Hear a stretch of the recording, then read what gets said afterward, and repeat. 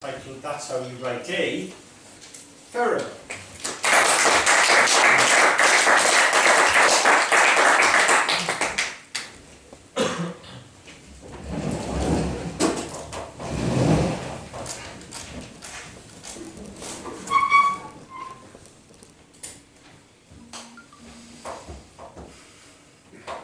Step 1, you believe in it, sing it all day long. Step 2, you roll with it, and that's how you write a song. Some of you might recognize this tune from somewhere. Oh yes, it has been sung by the Norwegian finalist in the Eurovision contest earlier this year. And when I first heard that song being announced, I thought, yes, finally I will understand how songs are written.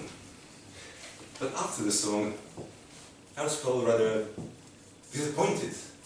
Because really, is that it? Just rolling with it and believing it? It's rubbish advice. It's like saying, hey, you should be more confident.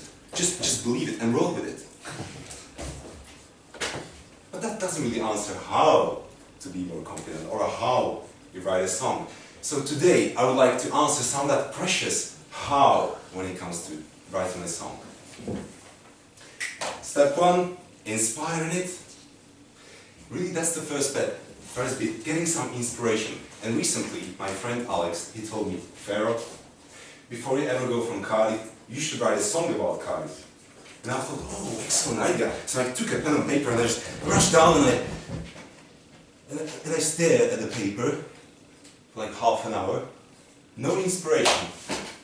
Has that ever happened to you? Well, other times, you're in the middle of this meeting with your boss, going through the latest figures of GDP or something like that. Suddenly this tune comes into your mind like, amazing tune, amazing lyrics. You have no time to write it down. You just can't. What do you do in that situation? Elizabeth Gilbert is the author of Eat, Pray, Love. And she, in her TED talk, The Elusive Creative Genius, she suggests what to do. You have to turn to that idea and say, hey, you, idea, can't you see I'm busy? Come another time.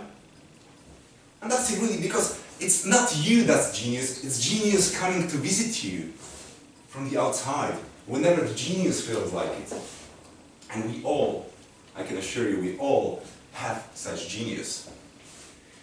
It's kind of like a pet. We all have one, we can give it a name. And it comes whenever it feels like it. Now I can see you thinking, oh, so the genius comes to visit me, so I just wait for him, right? I know, not that easy. Because you have to make sure you show up for your part of the deal. That you do your bit of staring at a blank piece of paper. And see whether that genius won't be tempted to come. Coming now? Step 2. Writing it.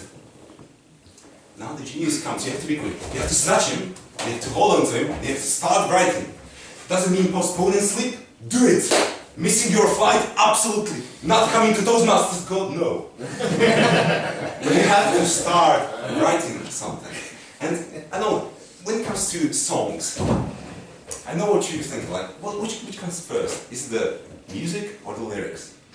Which comes first? Chicken and egg problem, really. Personally, I like to have a bit of lyrics to start with, just to give an idea what the tune is about. But then, you have to understand, it's a marriage between the lyrics and the music. It must be a happy marriage. I'll give you an example. You tell me whether you think it's a happy marriage or not, okay?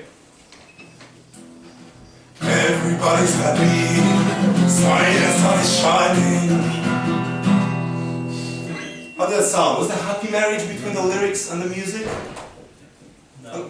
Unless you have really weird taste in music, it wasn't. It was like heavy metal with some nice lyrics about sun shining. And that's not right. You have to make sure you have a few of these iterations of marrying the music and the lyrics together into a happy marriage. Step 3. Recording it. And I know, again, what you're thinking. You're thinking, oh, I'm not ready to record yet. But that's not right. Because my new favorite quote, it says, action is not only a result of motivation, it is also the cause of it. By actually doing things, trying to record that song, you will get more ideas, you will get more motivation. And yes, there will be moments when it will sound shit. There will be moments like that. That's fine, because not every song will be a mind-blowing success. Just won't be. But every song will be a stepping stone towards that mind-blowing success. Step 4, tuning it. And this is really my favorite part of the process. This is where you have the song almost ready. You did all the hard work, but you kind of take it and tune it to perfection. You play with it just until it breathes of the atmosphere. Instead of playing a chord like this, you can handpick it. Sounds different. You can, when you have a D major chord, let's say, you're going to G, you can stick in a little E flat diminished jazz chord before going to G. And it makes for a nice transition. And this is where you tune also the melody of the voice as well.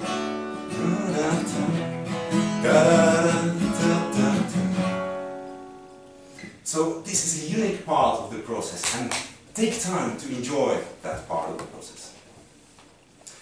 So, where does this leave us? Is this speech really about just writing a song? Or perhaps it's also applicable to writing a speech? And yes, it is, because step 1, inspiring it. Did you show up for your part of the deal? Did you do your bit of staring at a blank piece of paper? Did you lure that genius to come to you? And step 2, writing it.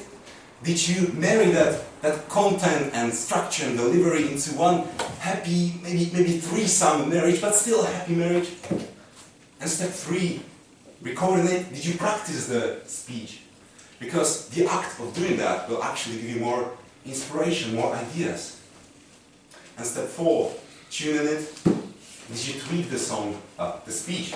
Did you tweak the speech? Maybe include some powers of 3, unexpected change of voice, or interesting visual aid.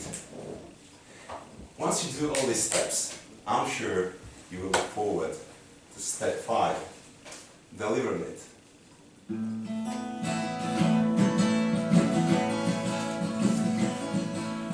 Writing a song, I tell you my friend, it ain't easy task. What is it that makes it hard, you ask?